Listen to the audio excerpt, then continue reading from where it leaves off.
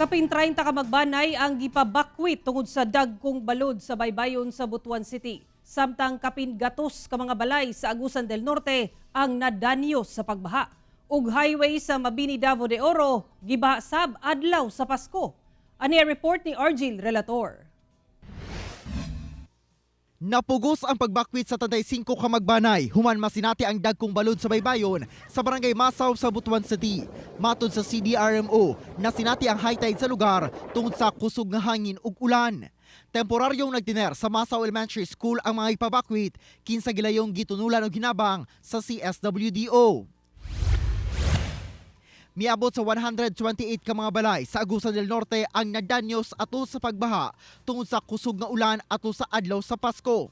Matod sa PDRMO, 6 ka barangay sa lungsod sa Carmen ang apektado sa pagbaha, kung asa 51 ka balay ang totally damaged ug 77 ang partially damaged. Napuno sab sa balas ang dalan sa Purok Tinago sa Buena Vista tungod sa dagkong balod sa dagat Domingo sa gabii. Gani, naguba kining cottage sa baybayon tungod sa kusog nga hangin ug ulan. Giabisuhan sa LGU ug PDRMO ang mga residente nga mag-andam sa kanunay.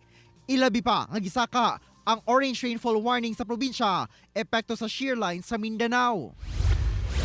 Tungod sab sa sagunsong ulan nga nasinati sa Mabini, Davao de Oro, miabot na sa highway ang tubig baha sa lugar. Hinoon, gilayong miresponde ang mga personahe sa LGU aron magiyahan ang mga sakyanan nga nagaagi. Sumala pa nga misaka ang tubig sa sapa sa lugar tungod sa sagunsong ulan. Kusog sab ang sulog sa tubig, hinungdan nga naguba ang gabyon og napadulong na sa kabalayan ang milapaw nga tubig sa sapa. Hinoon, gilayon ra sab nga mihubas ang tubig baha pag-undang sa ulan. Nagparayon ang assessment sa MDRMO sa mga nadanyos sa pagbaha. Maminaw lang yun sila sa advisory sa LGU sa MDRR nga pag-ingon o mag-evacuate nga kanang kusog na gani ang ulan, dili na gyud magpagahi-gahi pa kung dili mo adto gyud sa lugar nga safe o sa evacuation center.